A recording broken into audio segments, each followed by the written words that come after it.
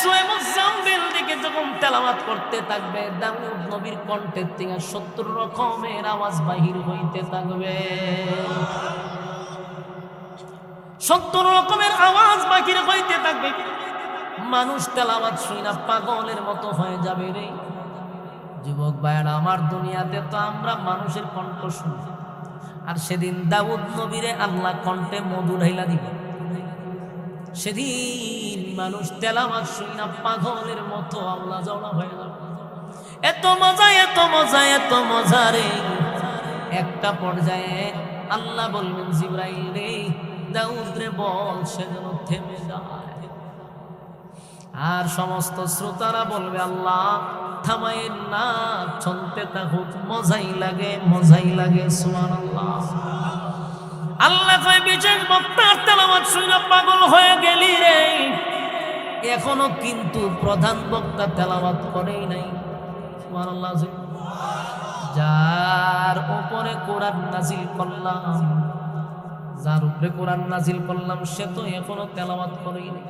দাউদ কোরআনের জন্য দাঁত ভাঙে নাই, দাউদ কোরআনের জন্য রক্ত জড়ায় নাই, আমার বন্ধু কোরআনের জন্য দাঁত ভাঙছে।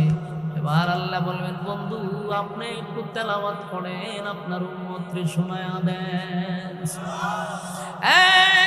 দাউদ নবীর আল্লাহ কণ্ঠ দিছিল, 70 রকমের আওয়াজ বাহির হয়েছিল। কিন্তু যাই না রাখেন, দাউদের চেয়ে হাজার হাজার গুণ বেশি আমার নবীর কণ্ঠ আল্লাহ সুন্দর করে দিবে। এবার নবী যখন সূরা ইয়াসিন থেকে তেলাওয়াত শুরু করবে গো, তেলাওয়াতের ঝংকারে মানুষ লাফাইতে শুরু করবে আর বলবে, আল্লাহ কোরআন তেলাওয়াত বন্ধ করায়েন না, কোরআন তেলাওয়াত বন্ধ কইরেন না, মজাই লাগে, মজাই লাগে, মজাই লাগে। পাগলের মতো হয়ে যাবে রে। আল্লাহ কয়, বান্দা থাম থাম থাম, লাফাইস না, লাফাইস না, বান্দা থাম। মানুষ কয়, আল্লাহ চলাইতে থাকেন, চলতে থাকুক, মজাই লাগে। আল্লাহ কয়, থাম। প্রধান বক্তার তেলাওয়াত শুনে পাগল হয়ে গেলি, পাগল হয়ে গেলি, এখনো মজা শুরু হয় নাই, এখনো মজার বাকি আছে। আল্লাহ কয়, এখনো তো কিছুই না। জীবন বদ, আমার দেওয়া কণ্ঠ শুনলি, আমি দিছি সেটা শুনলি। দাউদ রে কণ্ঠ আমি আল্লাহ দিছি, আমার দেওয়া কণ্ঠ দিয়া দাউদ তেলাওয়াত কইরা তোদেরকে পাগল করলো। আমার বন্ধুরে কণ্ঠ তো আমি দিলাম রে, আমার দেওয়া কণ্ঠ দিয়া বন্ধু তোদেরকে পাগল করলো। জীবন ভর শুধু আমার দেওয়া, আমার দেওয়া, আমার দেওয়া শুনলি, আজকে শোন আমি মালিক কেমনে করি। আমি মালিকের কণ্ঠের তেলাওয়াত শুনলি, এতদিন দিলাম দেওয়াটা শুনলি, আজকে আমি মালিক তেলাওয়াত করব। চিৎকার দিয়া করুন সুবহান। আমার যুবক ভাইয়েরা, মালিকের তেলাওয়াত শুনব। মালিক তখন তেলাওয়াত শুরু করবে সূরা রহমান থেকে। রহমান থেকে তেলাওয়াত শুরু করবে। আল্লাহর তেলাওয়াত শুনতে থাকবে, মানুষ আর খবর নাই, মানুষ উন্মাদ হয়ে যাবে, মানুষ অবস্থা জাগাত নাই, মানুষ চলতেই থাকবে, শুনতেই থাকবে। বছরের পর বছর চলে যাবে, মানুষের কোনো খবর নাই, নবীদের খবর নাই। সবাই আল্লাহর দিদারের দিকে তাকায়া থাকবে, তেলাওয়াত শুনতে থাকবে।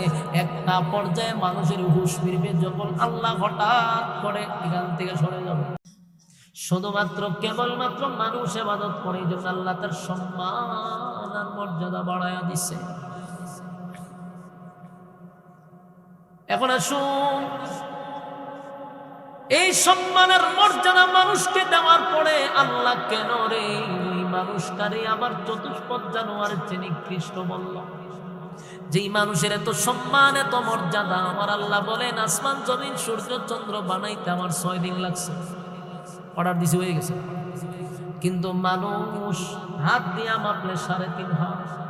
এত দুর্বল একটা জাতি, এটারে বানাইতে আমার আল্লাহ 6 দিন নয় গো, 6 মাস না, 6 মাস না, 10টা মাস 10 দিন লাগাইয়া সময় নিয়া নিয়া মানুষের আল্লাহ বানাইছে। তাড়াহুড়া করে নাই আল্লাহ, বানাইল তাড়াহুড়া করে বানাই না, ধীরে ধীরে বান্দারে বানাইছে। আল্লাহ কয়, আমার কুদরতি হাত তোর মাথায় লাগাইছি, তোরে এত সম্মান দিছি আমি। এরপর বলেন তোর সৌন্দর্যের বর্ণনা আমি আল্লাহ নিজে করছি, একবার দুইবার না, 4টা কসম কাটছি। জোরে জোরে কোন সুবহান। 4টা কসম কাটছি তুই সুন্দর এই কথাটা বলার জন্য। তিন ফলের কসম, জাইতুন ফলের কসম, তুরে সিনিনা সিনাই পর্বতের কসম, ওয়াহাযাল বালাদিল আমিন পবিত্র মক্কা নগরীর কসম। 4টা কসম করে আমি আল্লাহ বললাম তোর সুন্দর করে বানাইছি, তোর সুন্দর করে বানাইছি। লাকাদ খালাকানাল ইনসানা ফি আহসানি তাকওয়িম। মানুষ তোর থেকে সুন্দর আমি আল্লাহ কাউকে বানাই নাই। ছেলে যদি সুন্দর হয়, মেয়েরা হয় না ফেরেশতার মতো সুন্দর, আর মাইয়া যদি বেশি সুন্দর হয়, ছেলেরা হয় না ফরির মতো সুন্দর। ঠিক নেই? অথচ ফরিও নাই কোরআনে, ফেরেশতাও নাই কোরআনে। তুই কেন রে কোথার থেকে পাইলি এই কথা? আল্লাহ ফেরেশতা সুন্দর একবারও বলে নাই, পরীর মতো সুন্দর, পরী যে সুন্দর আল্লাহ তো বলে নাই। তুই যে সুন্দর আল্লাহ 4টা কসম মেরে বলছিস। সুবহান। মানুষ তুই সুন্দর, এত সম্মান এত মর্যাদা আল্লাহ দিল। এরপর আরো শুনেন, আল্লাহ কয় তামাম পৃথিবীর সমস্ত মানুষকে আমি বানাইছি গোলামীর জন্য, আর সমগ্র সৃষ্টি জগৎ আমি বানাইছি বান্দারে তোর গোলামীর জন্য। তোর গোলামি করব সমগ্র সৃষ্টি জগৎ, তুই শুধু আমার করবি। সুবহানাল্লাহ।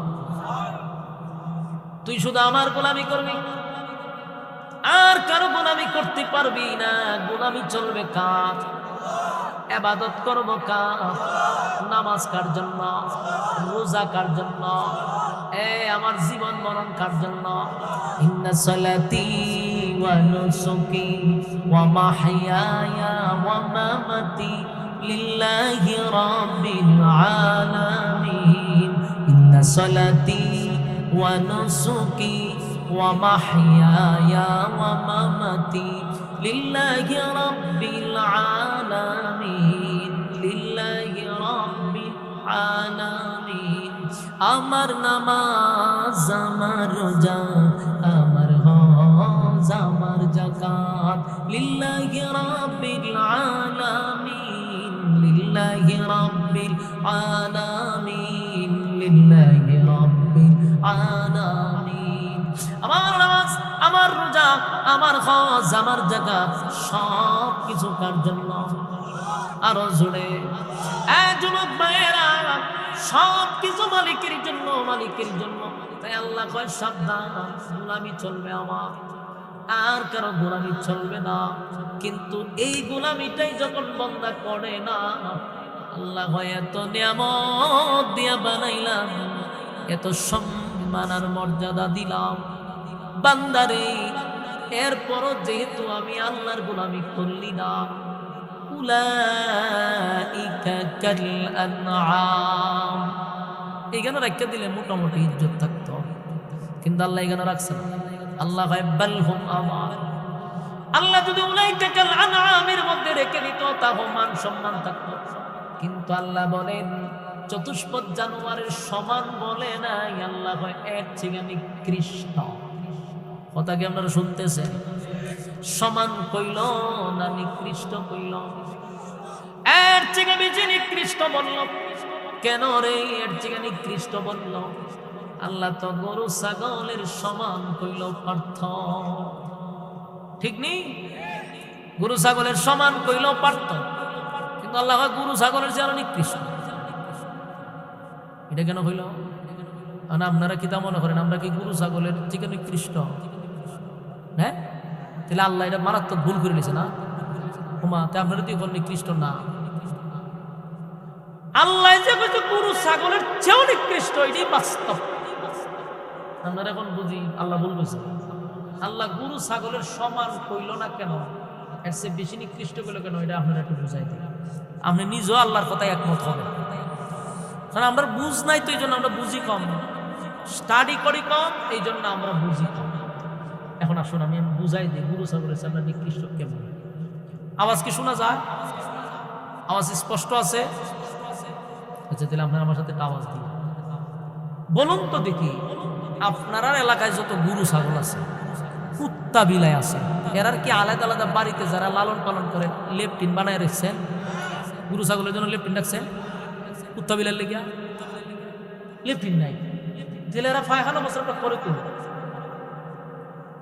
ওইটা কইতে না, বলে যেখানে থাকে এখানেই সারে, যেখানে কন্যা করে কুত্তা বিলাই যেখানে ঘুমায় এখানে কুত্তা দেয়, গুরু যেখানে থাকে এখানে সেনায়া দেয়। কথা বল না, সেনায়া দেয় আর একটা কি তাহলে দায়া দেয়নি?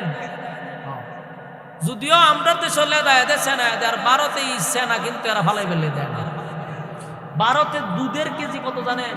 30 টাকা। আর মুতের কেজি, গরুর মুত কত করে জানেন? 120 টাকা না 30 টাকা। চিন্তা করেন ইতার মাথাত কিতা। আমি ভারতে কয়েকবার গেছি, যারা যে বর্ডার পড়ে, আমি 3-4 দিন থেকে গেছি, আমি আর কিছুদিন থাকলে মারা গেলাম।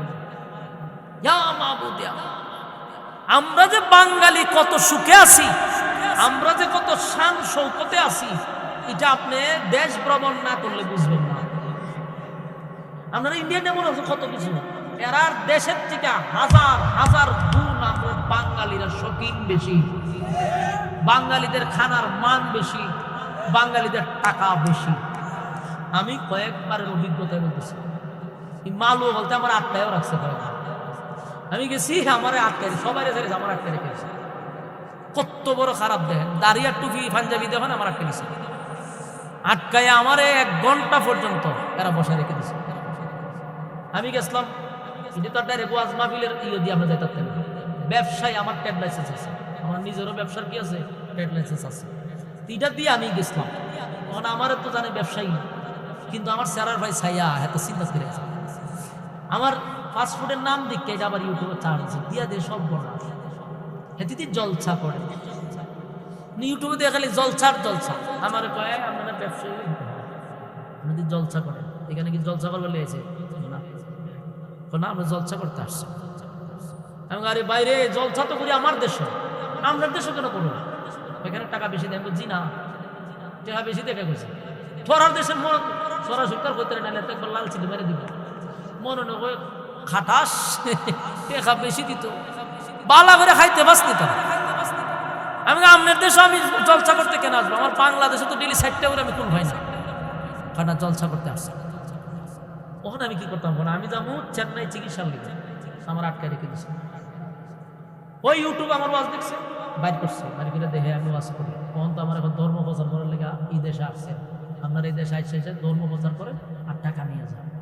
আমার বাংলাদেশে যে টাকা দেয়, তোরার দেশে 12 বছর প্রোগ্রাম করলেও খামতো না, ইতার দেশে আমি প্রোগ্রাম করিও না।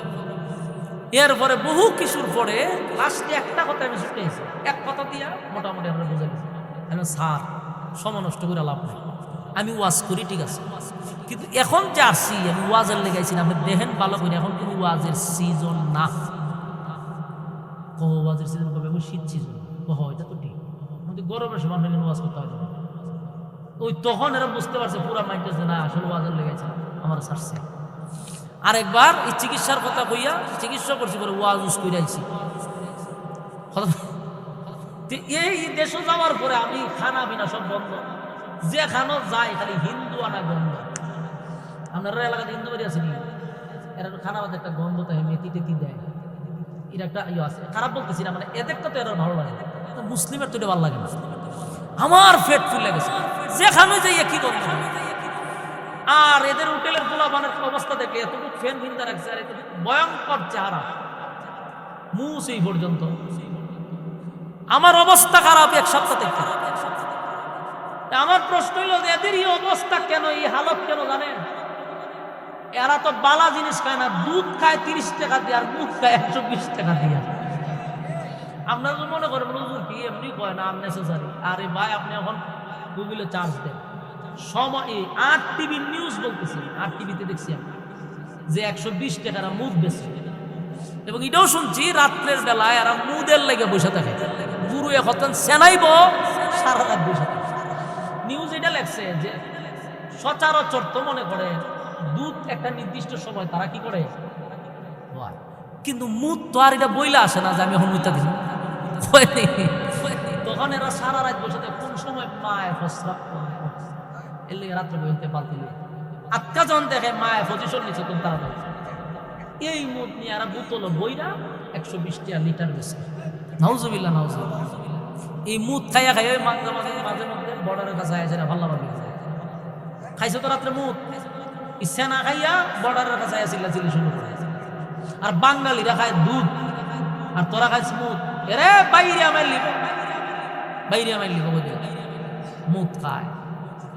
তো গুরু যে বাংলাদেশে তো এরা এরকম টাট্টি বানাইছে না, যেখানে গুরু খায় রাত্রে ঘুমাই গেলে মিথ্যা দেয় বছর করে, ঠিক নেই? ইন্ডিয়ার মতো তো এরা বালতিতে রাখে না আমাদের দেশে। এই যে গুরুটা যেখানে খারো ওইখানেই প্রস্রাব করে, ঠিক না? আপনি যদি অনেকটা গুরু আইন এখানে বাইন্দা তো, আর যদি বুঝান বলে রে ওয়াজ নসিহত হইতাছে অন্তত পক্ষে এখানে সেনাইস না আপনার ওয়াজ শুনব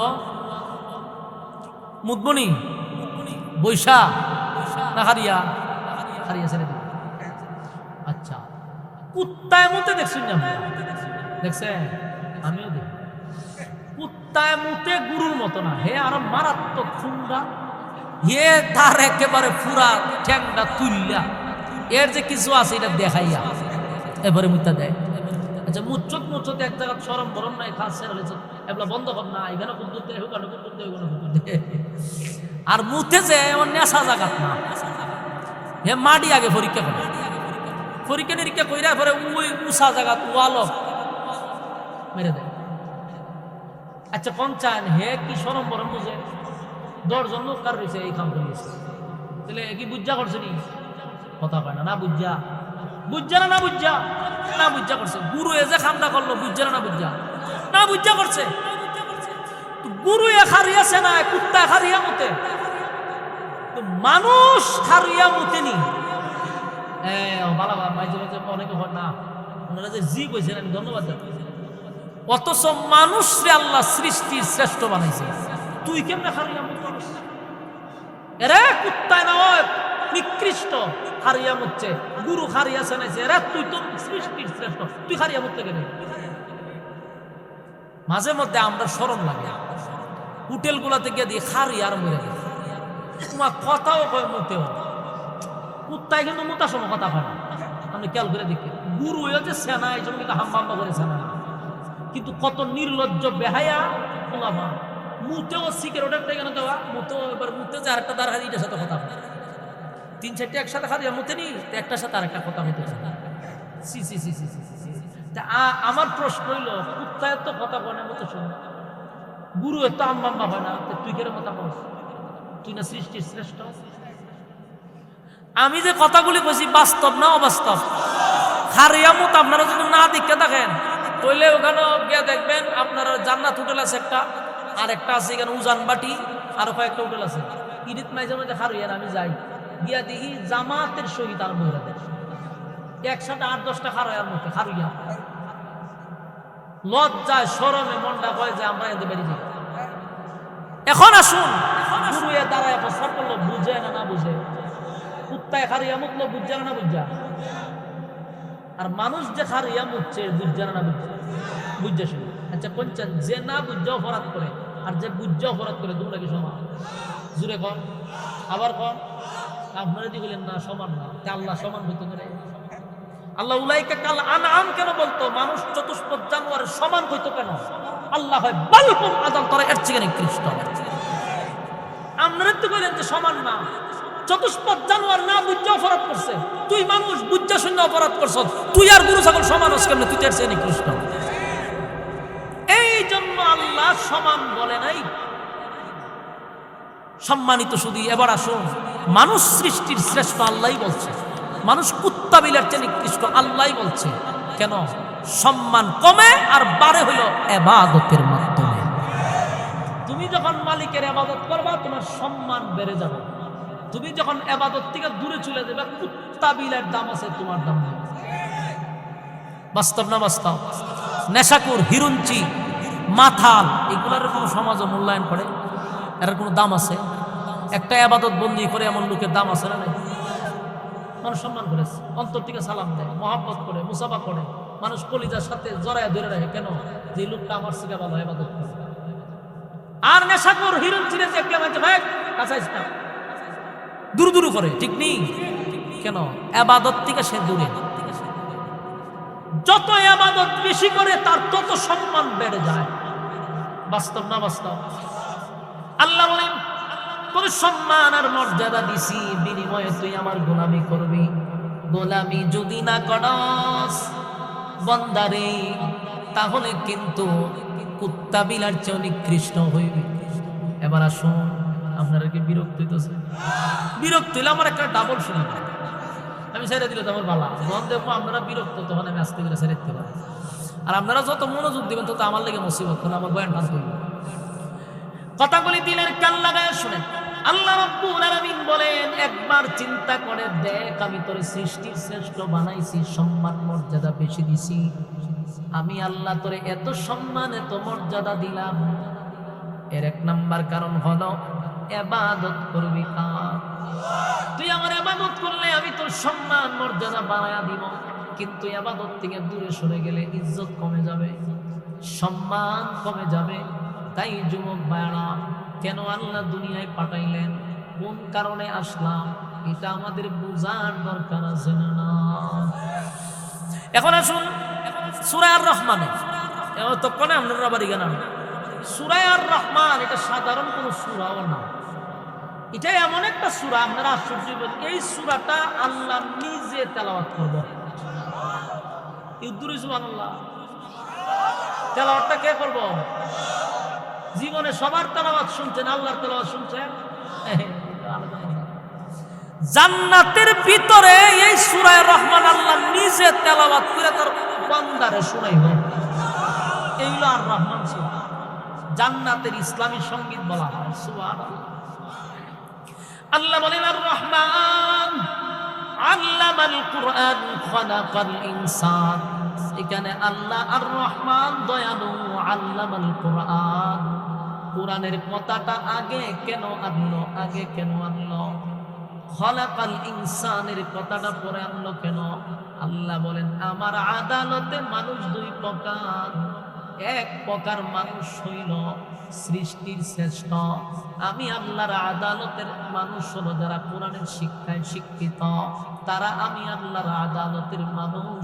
যারা কোরআনের শিক্ষায় শিক্ষিত না, কোরআন যারা মানে না, কোরআনের উপর বিশ্বাস করে না, কোরআনের আইন পছন্দ করে না, আল্লাহ বলেন এরা আমি আল্লাহর আদালতের মানুষ না, এরাও চতুষ্পদ জানোয়ারের চেয়ে নিকৃষ্ট।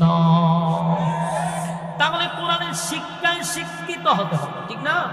মানে আপনারা পড়ছেন নি মুসিবত, আমরা দি মাদ্রাসা পড়ছি না, আলেম না, তখন আমরা কি নিকৃষ্ট? কোরআনের শিক্ষায় শিক্ষিত মানে এই যে মাহফিলে বসছেন, কোরআনের শিখতেছেন না আপনারা? কোরআনের শিক্ষায় শিক্ষিত হইতেছেন না? এইটারও মানুষ বলে যে কোরআনের শিক্ষায় যারা শিক্ষিত হয়েছে। শুধু হাফেজ হইতে বা আলেম হইতে এমন কথা না, আপনি কোরআনের আইন তো মানেন, কোরআন অনুযায়ী জীবনযাপন তো করতেছেন, তাহলে আপনি কোরআন শিক্ষার ভিতরে আছেন। এটা না আল্লাহ বলেন কোরআন শিক্ষায় শিক্ষিত, তাহলে আমি আল্লাহর আদালতের মানুষ। কোরআনের শিক্ষা যার ভিতরে নাই এ মানুষ না। এটার আরেকটা এক্সাম্পল দেয়, আরে লড়াছড়া কিতা ওই পরিমাণ দিয়ে বর করতে আপনারা বেশি সময় থাকতো না তো, বেশি সময় কেমনে থাকবো? কতদিনের সম্পর্ক তার সাথে, কতক্ষণ আপনি তারা আলাদা লইয়া বই থাকবেন, ঠিক না? বেশি সময় তখন যায় না, হানি গান তে রে বুঝলে গেছে তো আমারে তে আমি আইতেছি, উঠতেন না। সম্পর্ক বেশি দিনের তৈলে বেশি সময় দূরে থাকে না একজন একজন সারা বই তখন বুঝার চেষ্টা করেন। প্রতিটা কথা আমাদের শিক্ষণীয়, বুঝার চেষ্টা করেন। এখানে দেখেন কোরআনের শিক্ষায় শিক্ষিত বলতে কি বুঝলেন? কোরআন শিক্ষা ছাড়া কোনোদিন মানুষ মানুষ হয় না। এটা আমি আবারও চ্যালেঞ্জ করে বলছি, কোরআনের শিক্ষা ছাড়া বিকল্প কোনো রাস্তা নাই মানুষ হওয়া। আপনি যদি বলেন যে শিক্ষায় জাতির মেরুদণ্ড, তাহলে আমি বলবো তাসলিমা নাসরিন কি কম শিক্ষিত ছিল? কথা বল না দিন। তাসলিমা নাসরিন বিদেশ থেকে ডিগ্রি নিয়ে আসছে, সে একজন ডাক্তার, উচ্চ শিক্ষিত। ভলন্ত থেকে তাসলিমা নাসরিন কি শিক্ষায় শিক্ষিত হয়ে মানুষ হইতে পারছে? মানুষ হয়েছে না কেমনে? তার একটা বইয়ে লেখা কি জানেন? কেমনে কইতাম, এরপরে বলতে বাধ্য হয়েছে। তার বইয়ে লেখা, আমার পেট এটা আমার সিদ্ধান্ত, বাচ্চা নিতে গেলে আমার যার থেকে মন চায় তার থেকে বাচ্চা নিব, ফ্যাট আমার বাচ্চা হাত থেকে নিব, এটা আমার ব্যক্তিগত ব্যাপার। বলুন তো এই বক্তব্য কি মানুষের না কুত্তার? এটা হলো কুত্তির বক্তব্য। কুত্তি কয় আমার ফ্যাট যার থেকে মনে চায় তার থেকে বাচ্চা নিব। এর লেগে কুত্তি দেখবেন বিয়া শাদী হয় না, যেখানে কুত্তা ভাই এর সাথে ফিরিত করে, এখান থেকে সব ভ্যারাইটিস মিলে এবার বাচ্চা কাছে জন্ম। বাস্তব না বাস্তব? এই বক্তব্য খার খাটে কুত্তির। আর তাসলিমা নাসরিন কুত্তির সুরে সুর মিলায় হয় ফ্যাট আমার বাচ্চা কথা বুঝতেছে। এই জন্য সে মানুষ হইতে পারে নাই। কেন? কোরআন শিক্ষা নাই। কোরআন শিক্ষা ছাড়া মানুষ হওয়া যায় না। চতুষ্পদ জানোয়ার হয় মানুষ কোরআন শিক্ষার থেকে বঞ্চিত হয়। তবে আমরা কোরআনের ডাইরেক্ট হাফেজ আলেম না, মানুষ হলেন কেন বলো? যে ওয়াজ নসিহত শুনতেছেন, কোরআনের ছায়ার তলে থাকতেছেন, কোরআনের পরশ পাইছেন, এই জন্য মানুষ আছেন। বাস্তব না বাস্তব? তাহলে কোরআনের শিক্ষায় যারা শিক্ষিত হইল এরা আল্লাহর আদালতের মানুষ। আর এই আল্লাহর আদালতের মানুষ যারা হবে, আল্লাহ হয় তাদেরকে আমি জান্নাতুল ফিরদাউসে মেহমানদারি করব। ইন্নাল্লাযীনা আমানু ওয়া আমিলুস সালিহাতি কানাত লাহুম জান্নাতুল ফিরদাউসি নুজুলা। আল্লাহ বলেন নিশ্চয় যারা ঈমান আনলো, নেক আমল করলো, তাদেরকে আমি আল্লাহ জান্নাতুল ফিরদাউসে মেহমানদারি করাবো। সুবহানাল্লাহ। মেহমানদারি সাধারণ কোনো মেহমানদারি নয় রে। জান্নাতীরা যখন জান্নাতের ভিতরে যাবে, জান্নাতের নাজ নিয়ামত পাওয়ার পরে জান্নাতীরা আনন্দে আত্মহারা হয়ে যাবে। এত নিয়ামত আল্লাহ যা বলছিলেন তার থেকে বেশি ভাইয়া লাইলাম। আপনি বলছিলেন 97 গুণ বেশি পাইলাম, আপনি বলছিলেন 3 ভাগের আলোচনা, কিন্তু 97 গুণ আমি বেশি পাইলাম। আল্লাহ রাব্বুল আলামিন জান্নাতীদেরকে বলবে, আমি তোমাদের সঙ্গে যা ওয়াদা করছিলাম তা কি তোমরা পাইছো? আমি তোমাদের সঙ্গে যা ওয়াদা করছিলাম বলো না বান্দা আমার নিয়ামত কি তোমরা পাইছো? বান্দা উত্তর দেয়, মালিক বলছিলেন 3 ভাগের কথা, বাস্তবে পাইছি 97 গুণ বেশি। দুনিয়ার নেতারা যদি বলে 3 ভাগ, তাহলে 1.5 ভাগও হওয়া যায় না, কথা হয় না? কিন্তু আল্লাহ কইছে 3 ভাগ, দিছে 97 ভাগ। সুবহানাল্লাহ। আমার মালিক বলবে, বান্দা জান্নাত পাইয়া কি খুশি? বলে আল্লাহ খুশির তো অভাব নাই, যা চাইলাম তার চেয়ে বেশি পাইলাম। আল্লাহ 1 নাম্বার নিয়ামত মরণ নাই, আমরা মরবো না, যেতে বড় নিয়ামত। সুবহানাল্লাহ। মরণ নাই জান্নাতের ভিতরে, চিন্তা নাই। যার মরণ নাই তার কোনো চিন্তা আছে না, যার মরণ নাই গো তার কোনো চিন্তা নেই। 2 নাম্বার কোনো জান্নাতীরা বৃদ্ধ হয় না। 32 বছরের যুবক, 24-25 বছরের যুবক আর বুড়া হয় না, তাহলে তার চিন্তা নাই, বুড়াও হয় না, বয়সও বাড়ে না, চামড়া ডিল হয় না। আল্লাহ রাব্বুল আলামিন জান্নাতীকে এত নিয়ামত দিছে, জান্নাতীরা বলবে আল্লাহ সব পাইলাম, এরপরেও ভিতরে একটা কমতি আছে। সুবহানাল্লাহ। আমার মালিক বলে, বান্দা এত নিয়ামত দিলাম, এই পৃথিবীর 10টা পৃথিবীর সমান্তরে জান্নাত দিলাম, বান্দা তোর সৌন্দর্য ইউসুফ নবীর মতো করে দিলাম। বান্দা তোর মরণ নাই, আর কোনোদিন তুই মরবি না। তোর বয়স আমি 24-25 করে দিলাম। তোর কণ্ঠটারে দাউদ নবীর মতো বানায়া দিলাম। বান্দারে তোর সৌন্দর্য ইউসুফ নবীর মতো করে দিলাম। তোর চরিত্র বিশ্ব নবীর মতো করে দিলাম। বান্দা বডিটা আদম নবীর মতো বানায়া দিলাম। চিৎকার দিয়া কোন সুবহানাল্লাহ।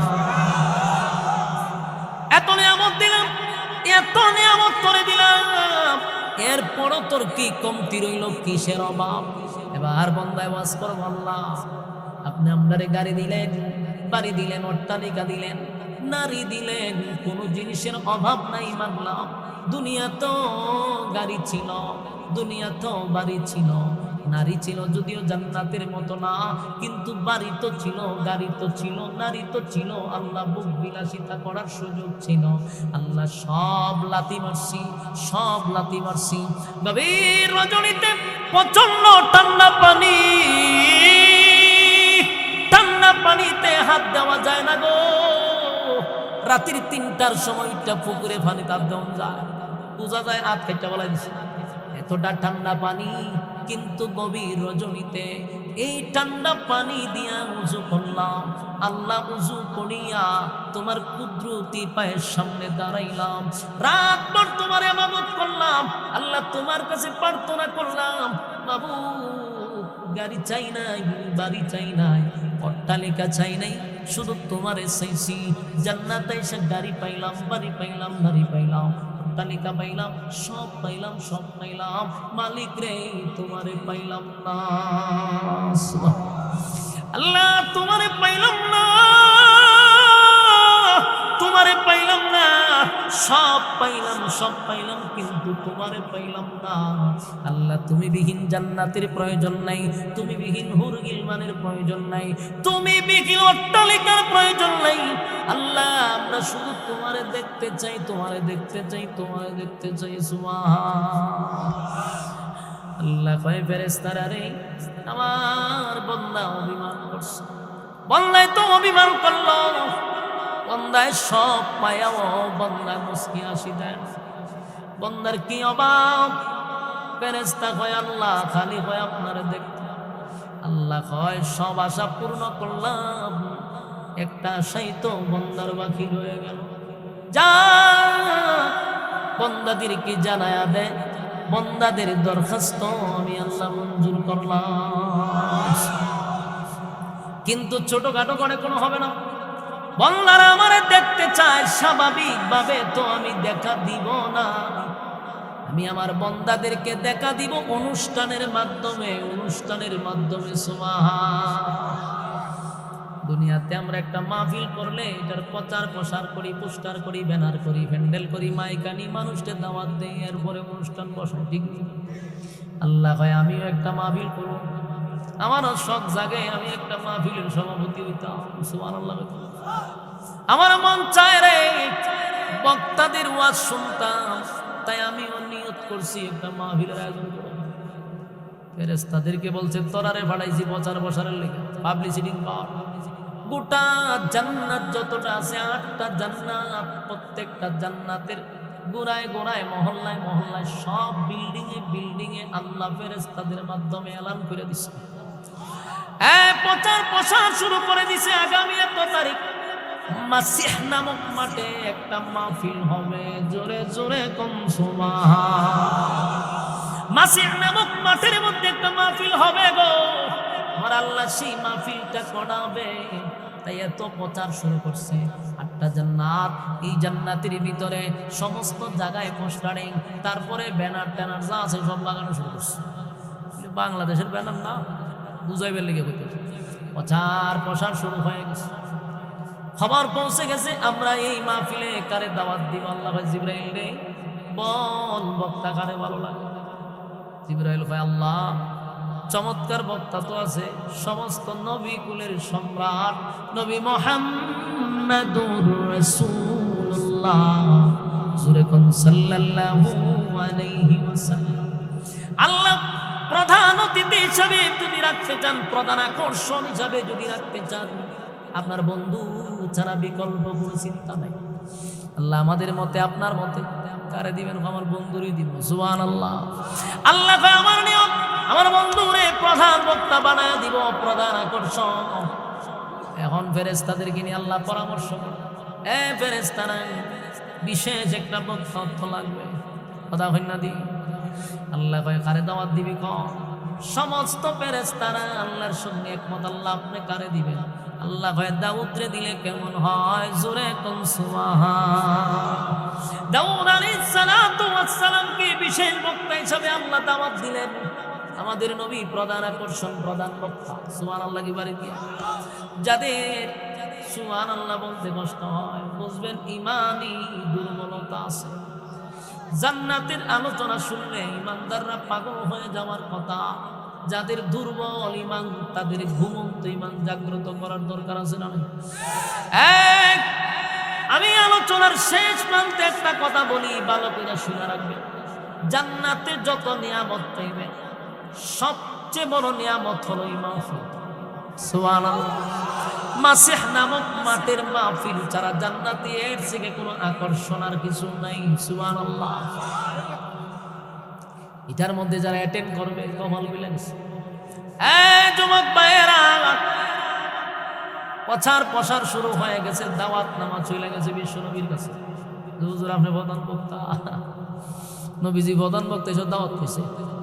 কত বড় মাঠ, মাসিহ নামক মাঠ, দর্শক তার কম হইতো না। কথা হয় না দি মিজানের মানে আজারির মতো দর্শক হইত। কথা হয় না দি একটু কম হইতো না? এরাও দেখো কমই বলে হইত। আল্লামা সাইদি সাহেবের চেয়ে একটু বেশি হইব নাকি? তা একটু বেশি হওয়া। চিন্তা করেন ধারণা। দুনিয়াতেই যদি আজহার হিসাব জেলায়, উনি তো বিভাগ পর্যায়ে বয়ান করেন, ঠিক না? এখন বিভাগ পর্যায়ে শুরু করছে। তো বিভাগ পর্যায়ে প্রোগ্রাম করে মানুষ হয় খারাপ হয়ে যখন যেটা বলতেছিলাম, আল্লাহ যে মাসিক নামক মাঠে মাহফিল করাইব, শ্রোতা কি সুবহানাল্লাহ সুবহানাল্লাহ। এখন শুনেন মাঠটা কত বড় একটু শুনেন। জিবরাইলের নাম শুনছেন আপনার এলাকাতে কয়েকবার হয়ে গেছে, কেমন চিনে? জিবরাইল আলাইহিস সালামের ফাঁকা ছিল 600। কত? একটা ফাঁকা কত বড় জানেন? পৃথিবীর এক প্রান্ত থেকে আরেক প্রান্তে এক ফাঁকা দিয়ে ঘেরাও করে। সুবহানাল্লাহ। বাড়ি দিয়ে হইবেন আপনারা ইমানের দুর্বলতা খুব কম, মারাত্মক বেশি দুর্বলতা। এই সুবহানাল্লাহ আওয়াজ দিয়ে বুঝাইতে হবে, যেটা আশ্চর্যজনক কথা। একটা ফাঁকা পৃথিবীর এক প্রান্ত থেকে আরেক প্রান্ত ঘুরে লাগে, দুইটা ডানা ছাড়লে পৃথিবী আর দেখা যাবে। উনার 7 আসমান থেকে ল্যান্ড করতে জমিনে বেশি সময় লাগে, সেকেন্ডের ভিতরে লেমা যায়। সুবহানাল্লাহ। 7টা আসমান তুলে উনার একটা বাড়ি দিলেই 7 আসমান টপকায় এসে গেছে। সেই জিব্রাইলের 600 ফাঁকা কোনোদিন কোনো কাজও লাগছে না, দুইটা ছাড়া। বাকি যে ডানা রয়েছে কোন খামে বানাইছে উনি নিজেও জানা। একদিন আল্লাহরে কয়, আল্লাহ এতগুলা ডানা দিলেন কোন খামে? আল্লাহ হয়তো খাম না, চিন্তা করে ডানা তো লাগে আমার একটা অথবা দুইটা, কিন্তু বাকিগুলা কেন দিলেন? আমার এই ডানাগুলা একটু বাইরিতে মন চায়, জাগা বউ। আমি তো জান্নাত 8টা ঘুরে লাই, জাহান্নামও ঘুরে লাই, পৃথিবীও ঘুরে লাই, আমার 2 ডানা দিয়েছ। তেমন কোন মাঠ আল্লাহ নামে মাঠ ফিরে দেন। আল্লাহ জায়গায় কেড়ে আল্লাহ আমি আর পারতেছি 600 ডানা আমি আর লড়াইতে পারতেছি, তবে আমার একটা আবদার আল্লাহর কাছে। এই যে 600 ডানাই আমি বাইরেলাম, মাসের মাস দৌড়লাম, কোথাও থামলাম না। আমি একটু জানতে চাই মাঠের কত % দৌড়ছি, মানে মাঠটাকে আমি অর্ধেক যাইতে পারছি কিনা আমার একটু জানি। আল্লাহ হয় এই মাঠের 4 ভাগের 1 ভাগের একটা কোনাও যাইতে পারছো না। একটা চিৎকার দিয়া বলেন আল্লাহু আকবার। আরো জোরে কোন আল্লাহু আকবার, আরো জোরে কোন আল্লাহু আকবার। এত বড় মাঠ, সুবহানাল্লাহ।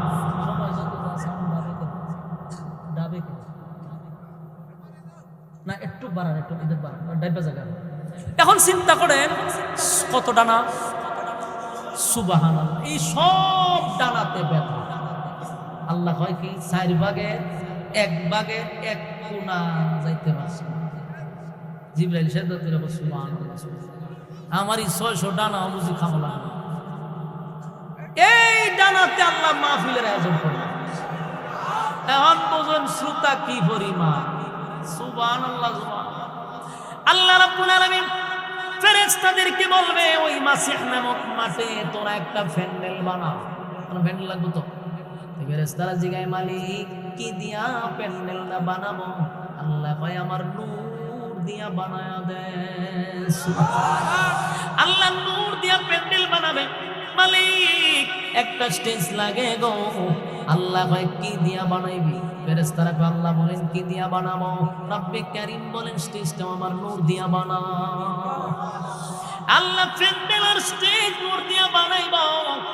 এরপরে মালিক বলেন স্টেজের মধ্যে কি সৌন্দর্য হবে, এটা কি ওয়াজ করে বোঝানো যায়? কথা বলেন না? আপনারা দেখছেন আকিজ গ্রুপে যে স্টেজ করছে, প্যান্ডেল করছে, আজার হিসাবে কয়েক কোটি টাকা খরচ করছে। দুনিয়ার মানুষ যদি আল্লাহর মেধা দিয়ে এত সুন্দর আয়োজন করতে পারে, আমার মালিক কেমন আয়োজন করবে এটা কি ওয়াজ কইরা বোঝানো সম্ভব? বুঝছেন? আল্লাহ বলেন জান্নাতের নিয়ামত মানুষ কল্পনাও আনতে পারবে না, চোখে দেখে নাই, কানে শুনে নাই, অন্তরে ভাবেও না। জান্নাতের মধ্যে প্যান্ডেলটা বানাইয়া, স্টেজ বানাইয়া, এবার দুইটা চেয়ার রাখবে, দুই বাজু, মাঝখানে একটা চেয়ার থাকবে সভাপতি, দুই দিকে দুই বক্তা।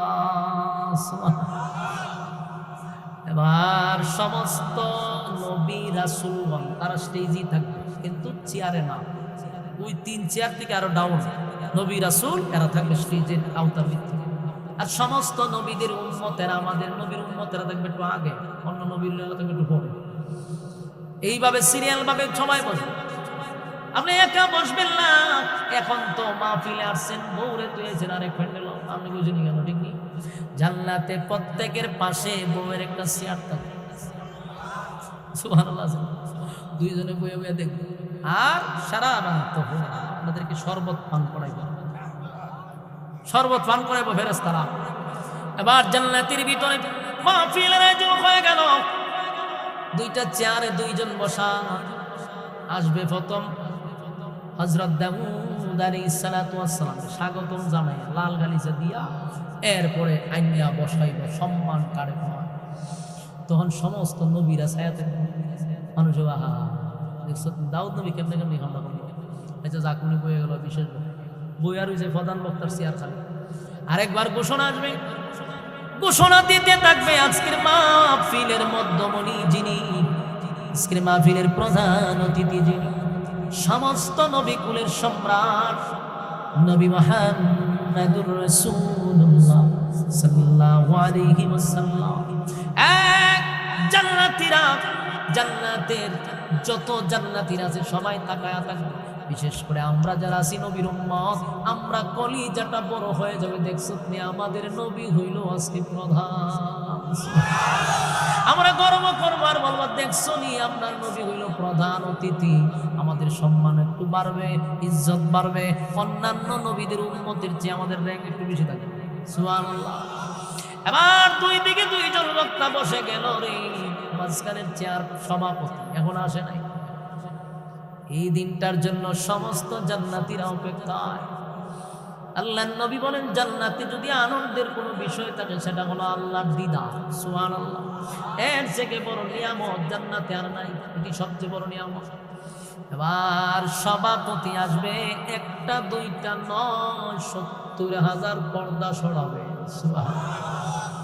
৭০,০০০ পর্দা সরাইয়া একটার পর একটা পর্দা খালি সরতেই থাকবে। আল্লাহ যখন ৭০,০০০ পর্দার এই পাড়ায়া দাঁড়াবে, সুবহানাল্লাহ সুবহানাল্লাহ। এই যুবক ভাইরা, সেই ওয়াজ করে বোঝানোর ক্ষমতা পৃথিবীর কারো নাই গো, পৃথিবীর কারো নাই, কারো নাই। এই ওয়াজ কামড়ে বোঝায়া শোনায়া বোঝানো যাবে না। আল্লাহ ৭০,০০০ এই পর্দা শোনাইয়া বন্দাদেরকে একটা সালাম দিবে। সর্বপ্রথম জোরে জোরে কম সুবহান। রব্বে কারীম মাওলাদেরকে উদ্দেশ্য করে সালাম দিবে, সালাম দিবে। আল্লাহ বলবেন, তাহিয়াতুহুম ইয়াওমা ইয়ালকাউনাহু সালাম। আল্লাহ ওই বান্দাদের উদ্দেশ্য করে একটা সালাম দিব। মানুষ যে মালিকের দিকে তাকাবে, আর খবর নাই রে। সভাপতির দিকেই মানুষ সব বছরের বছর চলে যেতেছে, খবর নাই। আল্লাহ দিদারের আশায় মানুষ পিপাসা ছিল, আল্লাহর দিদার দিকে মানুষ অবাক হয়ে গেল। এরপর আল্লাহ বলবে, বান্দারে শান্ত হও, যার যার অবস্থানে তোমরা ফিরো, সবাই আল্লাহর দিকে। এরপরে শান্ত। এরপরে মালিক বলবে, জিবরাইল মাহফিল শুরু করার আগে একটা হামদে বাড়ি তালা বলো। ওই সঙ্গীত বোঝার না, হামদে বাড়ি তালা তেলাওয়াত করা, হামদে বাড়ি তালা গজল গাইব। কে? জিবরাইল গাইব। সুবহানাল্লাহ। শুরুতেই একটা হামদে বাড়ি তালা, আল্লাহর শানে জিবরাইল গজল গাইব। এরপরে গজল শেষ। জান্নাতের ভিতরে এমন ওয়াজ নসিহত হবে না, শুধু তেলাওয়াত। সুবহানাল্লাহ। আল্লাহ তখন বলবে বিশেষ অতিথি পরিচালনা করব জিবরাইল। জিবরাইল হবে এখন আপনাদের সামনে তেলাওয়াত করবেন দাউদ পয়গম্বর। সুরের জঙ্কা শুরু করে দিবে। দাউদ নবী সেদিন সূরা মুজাম্মিল থেকে তেলাওয়াত করবে। তেলাওয়াত শুরু করে দিবে। সূরা মুজাম্মিল থেকে যখন তেলাওয়াত করতে থাকবে দাউদ নবীর কণ্ঠের থেকে 70 রকমের আওয়াজ বাহির হইতে থাকবে। 70 রকমের আওয়াজ বাহির হইতে থাকবে। মানুষ তেলাওয়াত শুনে পাগলের মতো হয়ে যাবে রে। যুবক ভাইরা আমার, দুনিয়াতে তো আমরা মানুষের কণ্ঠ শুনি, আর সেদিন দাউদ নবীরে আল্লাহ কণ্ঠে মধু ঢাইলা দিবে। সেদিন মানুষ তেলাওয়াত শুনে পাগলের মতো আল্লাহ জওড়া হয়ে যাবে। এত মজা, এত মজা, এত মজা রে। একটা পর্যায়ে আল্লাহ বলবেন জিবরাইল রে, দাউদ রে বল সে যেন থেমে যায়। আর সমস্ত শ্রোতারা বলবে আল্লাহ থামায়েন না, চলতে থাকুক, মজাই লাগে, মজাই লাগে। সুবহানাল্লাহ। আল্লাহ কয় বিশেষ বক্তার তেলাওয়াত শুনে পাগল হয়ে গেলি রে, এখনো কিন্তু প্রধান বক্তা তেলাওয়াত করেই নাই। সুবহানাল্লাহ। যার উপরে কোরআন নাজিল করলাম, যার উপরে কোরআন নাজিল করলাম সে তো এখনো তেলাওয়াত করেই নাই। দাউদ কোরআনের জন্য দান্দার ভাঙে নাই, দাউদ কোরআনের জন্য রক্ত জড়ায় নাই, আমার বন্ধু কোরআনের জন্য দান্দার ভাঙছে। এবার আল্লাহ বলবেন বন্ধু আপনি একটু তেলাওয়াত করেন, আপনার উম্মতকে শোনায়া দেন। দাউদ নবীর আল্লাহ কণ্ঠ দিছিল, 70 রকমের আওয়াজ বাহির হয়েছিল। কিন্তু যাই না রাখেন, দাউদের চেয়ে হাজার হাজার গুণ বেশি আমার নবীর কণ্ঠ আল্লাহ সুন্দর করে দিবে। এবার নবী যখন সূরা ইয়াসিন থেকে তেলাওয়াত শুরু করবে গো, তেলাওয়াতের ঝংকারে মানুষ লাফাইতে শুরু করবে আর বলবে আল্লাহ কোরআন তেলাওয়াত বন্ধ করায়েন না, কোরআন তেলাওয়াত বন্ধ কইরেন না। মজাই লাগে, মজাই লাগে, মজাই লাগে। পাগলের মতো হয়ে যাবে রে। আল্লাহ কয় বান্দা থাম থাম থাম, লাফাইস না, লাফাইস না, বান্দা থাম। মানুষ কয় আল্লাহ চলাইতে থাকেন, চলতে থাকুক, মজাই লাগে। আল্লাহ কয় থাম। প্রধান বক্তার তেলাওয়াত শুনে পাগল হয়ে গেলি, পাগল হয়ে গেলি, এখনো মজা শুরু হয় নাই, এখনো মজার বাকি আছে। আল্লাহ কয় এখনো তো কিছুই না।